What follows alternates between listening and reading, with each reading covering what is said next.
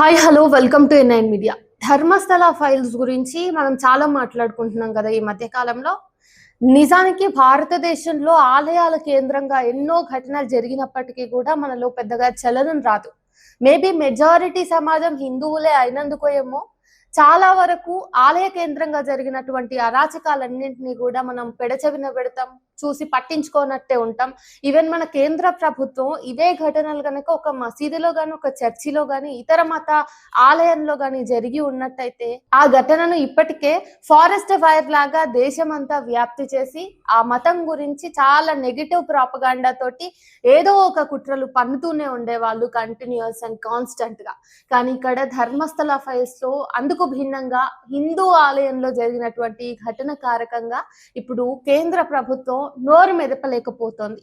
అయితే ఈ ఘటనలో గౌరీ లంకేష్ కి కూడా పాత్ర ఉంది అంటే నేరం చేయటంలో కాదు. గౌరీ లంకేష్ ఇప్పుడు కాకుండా తను బ్రతికి ఉన్నప్పటి కాలంలోనే ధర్మస్థల ఫైల్స్ మీద ఇన్వెస్టిగేషన్ చేసింది, రిపోర్టు తయారు చేసింది అనేటటువంటి వార్త ఇప్పుడిప్పుడే బయటకు వస్తోంది. ఈ నేపథ్యంలో అసలు ఏం జరిగింది, గౌరీ లంకేష్ చావును ఒక్కసారి మనం నెమరవేసుకునే ప్రయత్నం చేద్దాం. మిత్రులారా, ఆ రోజు సెప్టెంబర్ 5, 2017 బెంగళూరులోని పత్రికా ఆఫీసు తాను తన టీం ఎన్నో రోజుల నుండి సేకరించిన సమాచారాన్ని ఫైనల్ రిపోర్ట్ గా అందించాలని అనుకున్నారు. ఆమె మర్నాడు ఎడిటోరియల్ లో రావాల్సిన అంశాలను చెక్ చేసుకుని తర్వాత సైన్ అవుట్ అయి బయటకు వచ్చేశారు.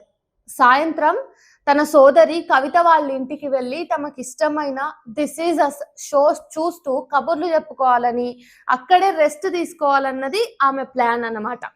అయితే ఆ రోజు ఆఫీస్ లో నుండి ఆమె ఎప్పుడైతే బయటపడేటప్పటికే చీకటి పడ్డది. కాబట్టి తను వాళ్ళ సోదరింటికి కాకుండా వాళ్ళ ఇంటికే బయలుదేరింది. గత కొద్ది రోజులుగా ఆమెపై కేసులు, గొడవలు, బెదిరింపులు ఎక్కువైన నేపథ్యంలో స్నేహితుల బలవంతం మీద ఇంటికి సీసీ కెమెరాలు కూడా పెట్టించుకుంది రీసెంట్ గానే, అంటే చనిపోయే కొన్ని రోజుల ముందే.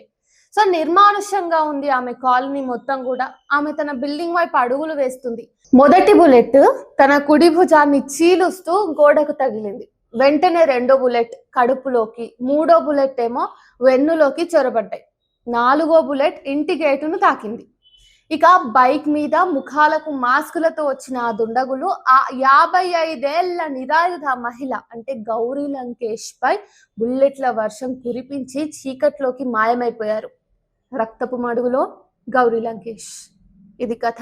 ఎన్ని బెదిరింపులు ఎదుర్కొన్నా కానీ తప్పుడు సమాచారం పైన అంటే డిజిన్ఫర్మేషన్ పైన తప్పక రిపోర్ట్ రాస్తానని చెప్పేవాళ్ళు. ఆమె హత్య దేశాన్నే కుదిపేసింది. యామ్ గౌరీ పేరుతో వందల మంది ర్యాలీలు తీశారు. ఆమె హత్యను జర్నలిస్టులు, థింకర్స్, లిబరల్స్, రేషనలిస్టులు అందరూ ఖండించారు. పోలీసులు హడావిడిగా సిసి ఫుటేజ్ చూసి 17 మందిని అరెస్ట్ చేశారు. నిందితులకు ఇంకా శిక్ష మాత్రం పడలేదు. ఆమె ప్రాణం తీయడానికి కూడా వెనుకాడని విషయాలు ఆమెకేం తెలుసు? ఎందుకు ఆమె రాస్తున్న రిపోర్టు పట్ల వీళ్ళు ఎవరైతే హంతక ముఠా ఉన్నారో వాళ్ళ తాలూకా ప్రజలు ఎందుకు భయపడ్డారు? గౌరీ లంకేష్ మరణం తర్వాత ఆమెతో పనిచేసిన నరేంద్ర నాయక్ ఒక ఇంటర్వ్యూలో మాట్లాడుతూ గౌరీ తరచూ వీరేంద్ర హెగ్గడే అనే మతాధికారి చేస్తున్న అరాచకాలను ప్రస్తావించేదని తెలిపారు. 800 ఏళ్ల పురాతన దేవాలయం యొక్క ధర్మాధికారి ఈ హెగ్గడేనే. మరీ ముఖ్యంగా ఇప్పుడు మనం మాట్లాడుకుంటున్నామే వార్తల్లో ఆ దేవాలయం మరేదో కాదు, ఇప్పుడు వార్తల్లో మనమంతా మాట్లాడుకుంటూ విస్తుపోతున్న ధర్మస్థలం. గౌరీ లంకేష్ పైన దాడులకు, హత్యకు ఈ ధర్మస్థల విషాదాలకు సంబంధం ఉంది అని ఆమె సన్నిహిత మిత్రులు అంటున్నారు. ఆమె హత్య తదనంతరం ఆమె ఆఫీసు, ల్యాప్టాప్ ధ్వంసం చేయబడ్డాయి. ఆమె ప్రపంచానికి తెలియజెప్పాలనుకున్న అనేక రహస్యాలు ఆమెతోనే నిశ్శబ్దమైపోయాయి. గౌరీ లంకేష్ బ్రతికే గనక ఉంటే ఇంకా ఎన్ని విషయాలు బయటకు వచ్చేవో అని చెప్పేసి ఈరోజు ప్రపంచం మొత్తం కూడా అనుకుంటున్న పరిస్థితి.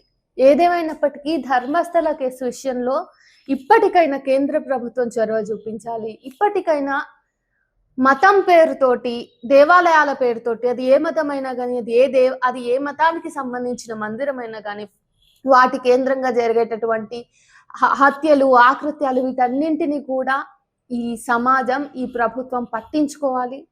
దాని నుంచి మనం ఏం నేర్చుకోవాలి, తర్వాత ఇలాంటి ఘటనలు జరగకుండా ఉండాలంటే ఎట్లాంటి కఠిన నియమావళి తీసుకొని రావాలి అన్నది ఇప్పుడు మనమంతా ఆలోచించాల్సిన అవసరం ఉంది.